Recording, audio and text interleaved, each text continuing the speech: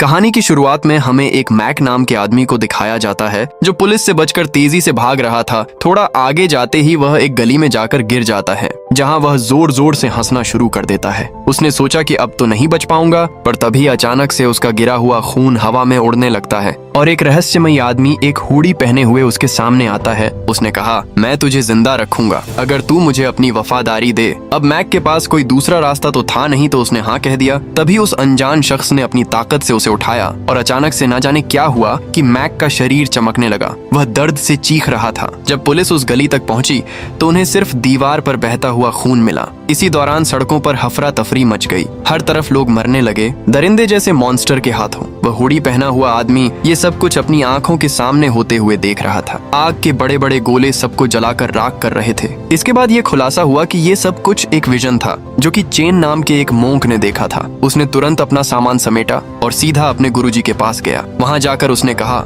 मेरे पिता जिन्हें नेक्रोमांसर भी कहा जाता है वो अब धरती पर लौट आए हैं। मुझे उन्हें रोकने के लिए जाना होगा। इसके बाद हम जेक नाम के एक आदमी को देखते हैं जो अपनी फैमिली के साथ छुट्टियां मनाने बैंकॉक आया था, लेकिन यहाँ भी उसके ऑफिस से लगातार फोन कॉल्स आ रहे थे। तभी उसकी पत्नी प्रैंक ने उसे डांटा और याद दिलाया, अपने परिवार पर भी थोड़ा ध्यान दो। इस पर जेक ने वादा किया कि अब से वो पूरा ध्यान अपने परिवार पर ही देगा। और जैसे ही उन्होंने पलट कर देखा तो उनकी बेटी वहाँ से गायब हो गई थी। ये देखते ही दोनों शहर के कोने कोने में उसे पागलों की तरह ढूंढने लगते हैं। कुछ घंटे ढूंढने के बाद आखिर में उन्हें अपनी बेटी मिल ही जाती है जो कि एक पुल पर चेन से बातें कर रही थी। दोनों ने लू को डांटा अकेले भागने के लिए और उन्होंने चेन का शुक्रिया अदा किया, लेकिन चेन पहले से ही जेक का नाम और चेहरा पहचानता था। चेन ने कहा, हमारा मिलना तय है। और जेक वही है जो मौत के वक्त पैदा हुआ था जब चांद खून जैसा लाल था। उसने जेक को कीपर ऑफ द गेट्स के नाम से बुलाया और चेतावनी दी कि तुम्हें बड़ी मुश्किलों का सामना करना होगा और हो सकता है कि तुम सब कुछ खो दो। जेक को लगा कि ये कोई पागल आदमी है, इसलिए वो उसे नजरअंदाज करके अपने परिवार के साथ वहां से चला गया। इसके बाद मॉल में आइसक्रीम खाते वक्त लू की आइसक्रीम उसकी टी शर्ट पर गिर जाती है, तो प्रैंक उसे बाथरूम में ले जाकर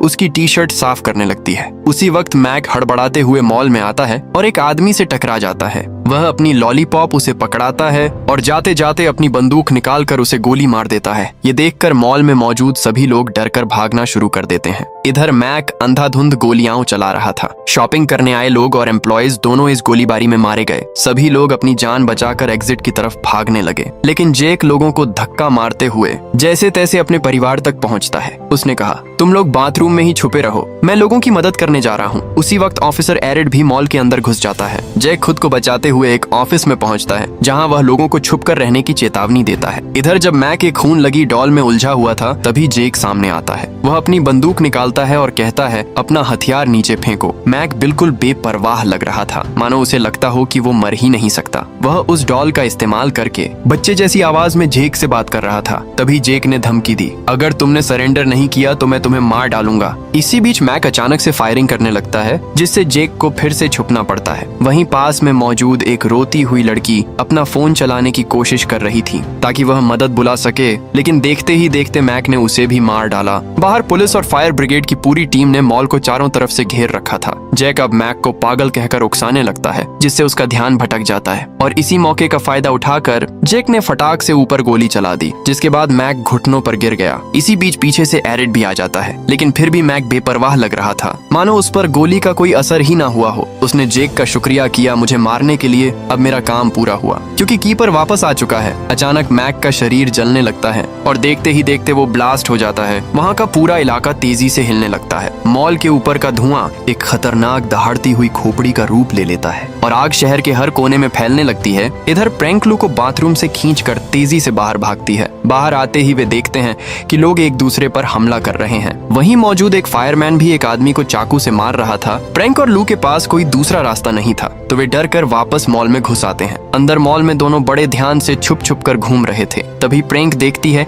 एक आदमी लगातार किसी का सिर काउंटर पर पटक रहा था और फ्रंट डेस्क पर एक लाश पड़ी हुई थी। तभी अचानक एक पागल आदमी अंधेरे कोने से निकल कर आता है और तेजी से प्रैंक पर हमला करने ही वाला था कि तभी प्रैंक अपनी लात मारकर एक डमी उस पर दे मारती है और उसका सिर प्लास्टिक के हाथ से फोड़ देती है। इसके बाद प्रैंक और लू एस्केलेटर की तरफ भागते हैं, लेकिन और भी पागल लोग उनके पीछे आने लगते हैं। तभी प्रैंक ने अपनी बेटी को एस्केलेटर के साइड में बैठाकर नीचे स्लाइड करवा दिया, जबकि वो खुद सीढ़ियों से आई और उस डमी का हाथ लेकर उन पागल आदमियों से लड़ती रही। लू जैसे ही नीचे पहुंची तो तो एक आदमी ने उसे पकड़ लिया। घबराकर प्रैंक ने एक आदमी को जल्दी से नीचे गिराया और दूसरे को मारकर अपनी बेटी को बचा लिया। फिर दोनों भागकर एक दरवाजे से एग्जिट होकर मॉल के बाहर आ जाते हैं। बाहर आते ही वहाँ एक बस रुकती है। ड्राइवर जैसे ही बस से बाहर निकला तो तुरंत किसी और ने उस पर तेजी से हमला कर दिया। उन दोनों में तेजी से लड़ाई शुरू हो जाती है। प्रैंक किसी तरह अपनी बेटी को लेकर उनसे बचने की कोशिश कर रही थी, लेकिन हर तरफ वही पागल इंसान, हथियार, आग और कारों के एक्सीडेंट हो रहे थे।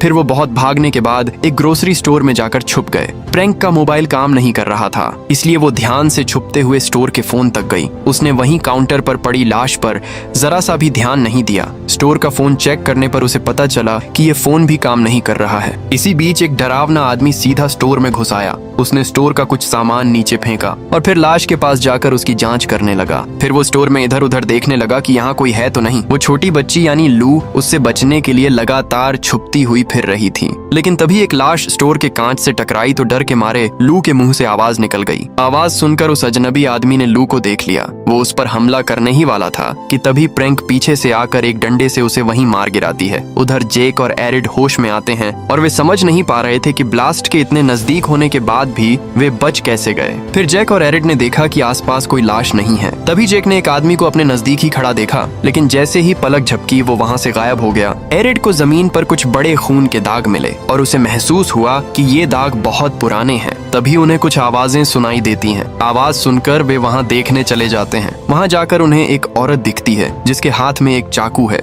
वो जैसे ही मुड़ी उसने अपना डरावना चेहरा दिखाया और तुरंत एरिड पर झपट पड़ी और देखते ही देखते उसने एरिड को अपना चाकू घोंपकर वहीं मार डाला। जेक ने जब उस पर गोलियां चलाईं तो उस पर गोलियों का जरा सा भी असर नहीं हुआ। तभी उस औरत ने जेक पर भी तेजी से हमला किया और एक खतरनाक लड़ाई शुरू हो गई। बड़ी मुश्किल से जेक ने उसका सिर तेजी से नीचे पटक कर उसे बेहोश कर दिया। इसके बाद जेक वहां से भागकर छुप जाता है, लेकिन वो औरत उसी वक्त होश में आ गई और उसे ढूंढने लगती है। अचानक उस औरत के हाथ पैर लंबे हो गए और वो छत पर चलने लगी। जेक अपनी जान बचाने के लिए उससे छुप छुप कर घूम रहा था, लेकिन उस औरत ने उसे ढूंढ लिया और उसे तेजी से खींच लेती है। ये देखकर जेक ने घबराकर फिर से गोलियां चलाईं, पर उस ढीठ औरत पर गोलियों का बिल्कुल भी असर नहीं हुआ और फिर वो जेक को भी चाकू से मारने की कोशिश करती है। घबराते हुए जेक ने उसे एक तेज धक्का दिया और फिर से वहां से भाग निकला। वो दौड़ते हुए सीधा बाथरूम में गया, लेकिन उसे वहां अपनी बीबी और बेटी नहीं मिली। मॉल के बाकी हिस्सों में ढूंढते हुए जेक ने देखा कि सारा खाना सड़ चुका था। तभी अचानक से उस औरत ने जेक पर फिर से हमला कर दिया। जेक ने एक कुर्सी उठाकर उस पर हमला किया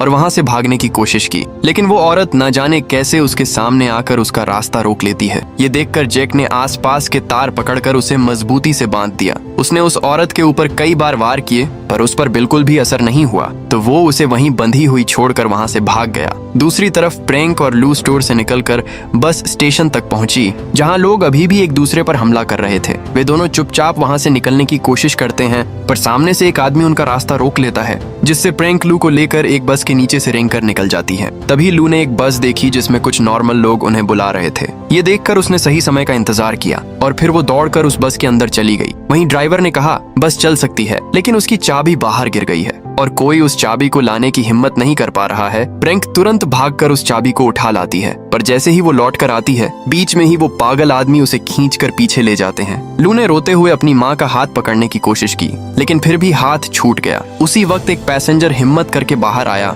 और उन पागल आदमियों से लड़कर प्रैंक को बचा लिया। फिर प्रैंक अपनी बेटी के पास लौट आई और ड्राइवर को चाबी दे दी। अब बस तो चल पड़ी, लेकिन वो पैसेंजर उन पागल आदमियों के हाथों मारा गया जिनसे उसने प्रैंक को बचाया था। बस ज्यादा दूर नहीं जा पा रही थी क्योंकि रास्ता छोड़ी हुई गाड़ियों से ब्लॉक था, इसलिए प्रैंक और लू फिर से पैदल चलने का फैसला करते हैं। कुछ दूर जाने के बाद वो अपने होटल तक पहुंची, लेकिन वहां भी उन्हें लाशें ही लाशें पड़ी हुई मिली। जैसे ही ऊपर गई तो उसने देखा कि एक आदमी एक औरत से लड़ रहा है और फिर वो उनकी तरफ ही आने लगता है। तभी प्रैंक ने एक ट्रॉली बैग को शील्ड की तरह इस्तेमाल किया और उस हमलावर को धक्का देकर वहीं गिरा दिया। कॉरिडोर के अंत में उन्हें एक और आदमी नजर आया। ये देखकर प्रैंक ने तुरंत एक कांच की बोतल उठाकर उसके सिर पर फोड़ दी। फिर लू और प्रैंक अपने कमरे तक पहुंचे और अंदर घुसकर उन्होंने चैन की सांस ली। जब उन्होंने खिड़की से बाहर देखा तो पूरा शहर आग में जल रहा था। तभी प्रैंक कमरे का फोन चेक करती है, पर वो भी काम नहीं कर रहा था। दूसरी तरफ मॉल में जैक अकेला ही चल रहा था। उसने देखा कि सारी स्क्रीन खराब हो गई हैं। इसी बीच वो देखता है कि वो औरत जो बंधी हुई थी वो अभी भी जिंदा है और अब वो उसे ढूंढ रही है। वो एक खून के तूफान जैसे पोर्टल के पास गई और उसके अंदर से गुजर गई। ये देखकर जेक ने भी उसके पीछे जाने का फैसला किया। इस अजीब पोर्टर ने उसे सीधा उस बस स्टेशन पर पहुंचा दिया जो बिल्कुल खाली लग रहा था। पर जैसे ही उसने वहां कुछ ऐसा देखा जिससे उसके पैरों तले जमीन खिसक गई। ठीक उसके सामने ही एक बहुत ही खतरनाक और विशाल आकार का शैतान खड़ा होकर उसे देख रहा था। फिर वो शैतान जेक पर हमला करने के लिए तेजी से उसके पीछे पड़ जाता है और वो इतना ताकतवर था कि जिस बस पर अपना पैर रखता वो बस पूरी तरह से तबाह हो जाती। जेक अपनी जान बचाने के लिए अपनी पूरी ताकत से शहर में भागने लगता है और वो भयानक शैतान बिल्डिंगों को गिराते हुए उसका पीछा कर रहा था। तभी जेक ने एक कार में घुसकर उस शैतान से बचने की कोशिश की। पीछे बिल्डिंगें गिर रही थीं, इसलिए जेक वापस भी नहीं जा सकता था। इसी बीच एक दरवाजा खुला और चैन जेक को खींचकर अपने मंदिर ले गया। चैन ने उसे बताया कि तुम अभी एक दूसरी दुनिया में हो जिसे हिंड्रेंस कहा जाता है। ये जगह स्वर्ग और नर्क के बीच की है। यहाँ वो आत्माएं होती हैं जो अपना रास्ता भटक चुकी हैं। चैन ने जेक को बताया कि तुम गेटकीपर हो। जब तुमने अपने हाथों से मैक को मारा तो एक खास रस्म पूरी हो गई। इस सब के पीछे मेरे पिता नेक्रोमसर का हाथ है। उसने ही मैक को शक्तियां दी और फिर जब गेटकीपर यानी तुमने उस पर हमला किया तो शर्त पूरी हो गई कि नर्क के दरवाजे तभी खुलेंगे जब गेटकीपर किसी आत्मा को खत्म करेगा। और अब डिमंस धरती पर लोगों के शरीर पर कब्जा करने लगे हैं। चैन ने समझाया कि चलो तुमने गेट खोल दिया लेकिन तुम्हारे पास इसे बंद करने की ताकत भी है क्योंकि तुम गेटकीपर हो।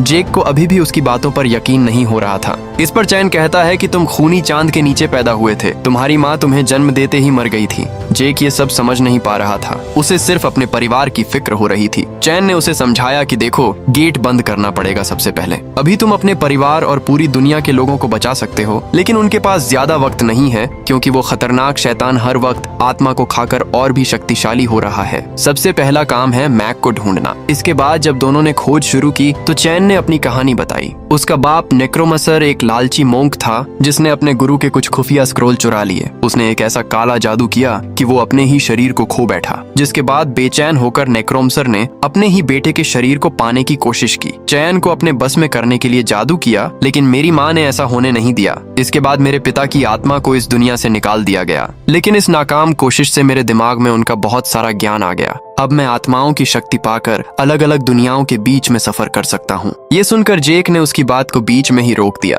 कि एक औरत छत पर है और उसे एक डिमन घेरे हुए था। चैन ने कहा कि हमें वक्त बर्बाद नहीं करना चाहिए लेकिन जेक उसकी बात ना मानते हुए फिर भी उस औरत की मदद करने के लिए गया। उसने एक लोहे की रॉड ली और जल्दी से छत पर गया जहाँ उसे बहुत सारे अजीब क्रिएचर जैसे जीव दिख रहे थे। वो उन्हें तेजी से एक एक करके मारते हुए नीचे गिरा रहा था। फिर जेक उस लड़की के पास गया और उसे पहचाना कि ये तो मॉल में थी। वो लड़की रो रही थी जो कुछ हुआ उसे याद करते हुए। वो बड़बड़ा रही थी कि उसने अपने पति को धोखा दिया। यही वजह थी कि उसकी आत्मा अभी भी भटक रही है। इसी बीच अचानक वही बड़ा डिमन उनके पास आया और बिल्डिंग को तोड़ना शुरू कर दिया। ये देखकर जेक ने लड़की का हाथ पकड़ा और उसे खींचकर भागने लगा पर वो डिमन उस लड़की को पकड़कर तुरंत खा गया। उस डिमन के चले जाने के बाद जेक फिर से चैन से मिला। उसने चैन को बताया कि उस लड़की को खुद नहीं पता था कि वो मर चुकी है। इसी बीच जेक को याद आया कि मॉल में जो धमाका हुआ था वो बहुत बड़ा था। अब उसे लग रहा था कि वो खुद भी मर चुका है और वो भी ये बात नहीं जानता। चैन ने उसे बताया कि ये एकदम सच है। ये सुनकर जेक अंदर से पूरा टूट जाता है। वो अपने परिवार के बारे में सोचकर जोर जोर से रोने लगा। चैन ने उसे समझाया कि वो एक खोई हुई आत्मा बन गया है लेकिन अभी सब कुछ खत्म नहीं हुआ।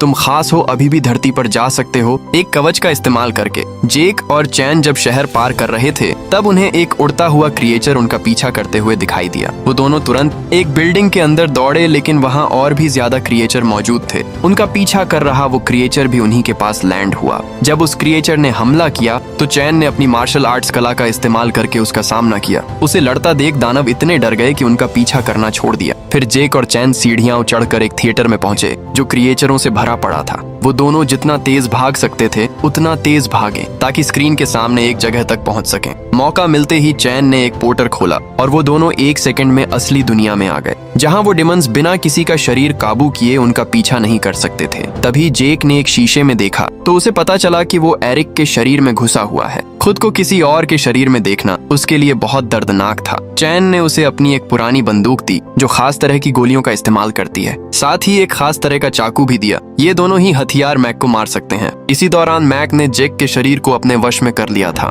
वो जेक के शरीर को इस्तेमाल करके होटल के कमरे में प्रैंक के पास गया। प्रैंक और लू को जेक की बहुत चिंता हो रही थी, लेकिन मैक को उनसे बात करना नहीं आ रहा था। वो सिर्फ आईने में अपने असली रूप को घूर रहा था। लू उससे कई सवाल पूछ रही थी, तो मैक ने मॉल में मिली वो जली हुई डॉल निकाल कर दे दी। अचानक कमरे का फोन बजने लगा और मैक ने तुरंत जाकर कॉल उठा लिया। साथ ही वो कॉल पर बात करते करते कुछ लिखने लगा। जब तक चैन और जेक होटल के कमरे में आए, तब तक मैक और उसका परिवार वहाँ से गायब हो चुके थे। वहाँ पर सिर्फ वो जली हुई डॉल थी। वहीं चैन को उस फोन के पास मैक का नोट मिला जो उसने कॉल पर बात करते करते लिखा था। उसी वक्त जेक को अपनी बेटी लू की आवाज सुनाई दी। वो मदद के लिए चिल्ला रही थी। जेक ने खिड़की से देखा कि लू पुल के पास है। ये देखकर वो तुरंत होटल से नीचे जाने लगा। नीचे आते ही प्रैंक और लू उसे देखकर डर गईं, क्योंकि उन्हें लगा कि ये अजीब सा आदमी जिसे हम जानते भी नहीं इतना फ्रैंक क्यों हो रहा है हमारे साथ। इसी मौके का फायदा उठाकर मैक ने जेक को पीछे से दे मारा और उसे वहीं पर नीचे गिरा दिया। फिर मैक ने जेक को दबाकर पकड़ लिया और कहा कि वो उसकी जिंदगी और उसका परिवार दोनों चुरा लेगा। उसने जेक से ये भी कहा कि तू एक बहुत ही बेकार पिता और बेकार पति है, क्योंकि तूने सिर्फ अपने काम पर ध्यान दिया, तूने अपने परिवार को नहीं चुना। अब जेक मैक को चिढ़ाने लगा ताकि वो कुछ तो रिएक्ट करे, और जैसे ही मैक हिला तो जेक तुरंत घूमकर उसकी पकड़ से छूट गया। फिर दोनों के बीच तेजी से लड़ाई शुरू हो गई और एक दूसरे को जोर जोर से मुक्के और लातें मारने लगे। जब जेक ने उस खास किस्म की बंदूक का इस्तेमाल करने की कोशिश की तो मैक ने तुरंत उसका हथियार नीचे जमीन पर गिरा दिया और दोनों लड़ते लड़ते पूल में गिर गए। अब पूल के अंदर जेक ने अपना खास चाकू निकाला और जैसे ही जेक मैक को चाकू मारने ही वाला था तो प्रैंक ने उन दोनों पर वो खास बंदूक तान दी और उन्हें तुरंत रुकने को कहा। वो दोनों अपने आप को असली जेक बोल रहे थे। ये सुनकर अब प्रैंक उलझन में पड़ गई कि आखिर किसको सच मानूं। लू ने सच जानने के लिए पूछा कि आखिर वो कौन सा इशारा है जो उसके पिता हमेशा वादा करने के लिए इस्तेमाल करते हैं। जेक ने एरिक के शरीर को इस्तेमाल करके वही इशारा किया। ये देखकर प्रैंक ने तुरंत गोली चला दी, पर गलती से वो गोली जेक को लगी। तभी उसकी आत्मा तुरंत हिंड्रेंस में लौट गई, जहाँ उसे एक भूत ने तेजी से काट लिया। असली दुनिया में मैक ने जेक के शरीर का इस्तेमाल करके प्रैंक से बंदूक छीन ली। तभी लू ने जोर से चिल्लाते हुए कहा कि ये मेरे असली पापा नहीं हैं। अचानक दीवार पर एक ब्लड पोर्टल खुला और मैक ने उनसे कहा कि जल्दी मेरे पीछे आओ। उधर हिंड्रेंस में जेक की आत्मा को चैन ने बचा लिया। उसके पास अभी भी वो चिट्ठी थी जो मैक ने होटल रूम में छोड़ी थी। पता चलता है कि मैक नेक्रोमसर के कांटेक्ट में है, जो उसे बता रहा था कि गेट और हेल को कैसे ढूंढना है। वो दोनों भी नेक्रोमसर के कहे मुताबिक जंगल में एक सुनसान घर तक पहुंचे, जहां एक बहुत बड़ी आग जल रही थी जो गेट और हेल का निशान है। असली दुनिया में मैक प्रैंक और लू को उसी जगह ले गया जहां उन्हें एक मास्क वाला आदमी मिला जो असल में नेक्रोमसर है, और वो बड़ा दानव अभी भी वहीं मौजूद है। जैक और चैन छुपते छुपाते सही जगह तक पहुंचे और चैन ने एक नया पोर्टल खोला। उधर नेक्रोमसर ने प्रैंक की बॉडी को हवा में उड़ाकर उसे गेट के ऊपर लटका दिया। फिर वो उसे मारने की तैयारी करने लगा ताकि उसका काला जादू पूरा हो जाए। वो उसे मारने ही वाला था कि तभी जैक वहां आकर उसे रोक देता है। अब लड़ाई शुरू हुई, लेकिन वहीं मौजूद एक आदमी ने जैक पर तेजी से हमला कर दिया। लेकिन जैक ने अपनी जबरदस्त लड़ने की कला का इस्तेमाल करते हुए उस खास चाकू की मदद से एक एक करके सबको मार गिराया। इसी बीच मैक भी वहां आ गया और उस खास बंदूक से जैक को मारने की कोशिश की, लेकिन जैक ने किसी तरह उसका हथियार नीचे गिरा दिया।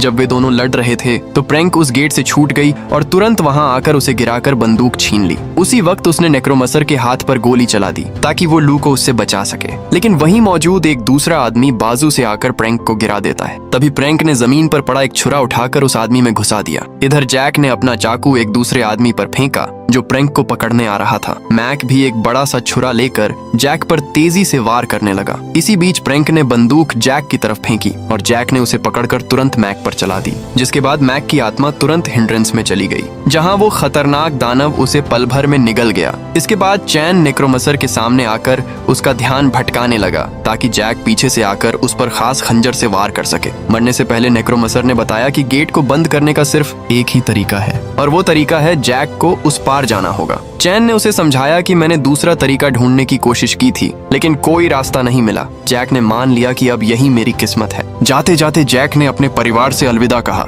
साथ ही उसने माफी मांगी कि मैं हमेशा अपने काम में उलझा रहा और तुम्हारे साथ ज्यादा वक्त बिताना चाहता था। उसने एक आखिरी बार उन्हें गले लगाया और आग के गेट की तरफ जाने लगा, जिसकी मदद से वो नर्क में पहुंच गया। जैक का शरीर गेट के दूसरी तरफ जाते ही पूरी तरह से जल गया और गेट तुरंत बंद हो जाता है। अब पूरी दुनिया फिर से नॉर्मल हो गई और प्रैंक लू को उसकी दादी के घर छोड़ आई। अब प्रैंक ने ठान लिया कि वो कुछ भी करके अपने पति को वापस लाकर रहेगी। कोई ना कोई तरीका जरूर होगा। इसी सीन के साथ ये कहानी यहीं पर खत्म होती है। वीडियो अच्छी लगी तो एक लाइक करना और चैनल को सब्सक्राइब जरूर से करना।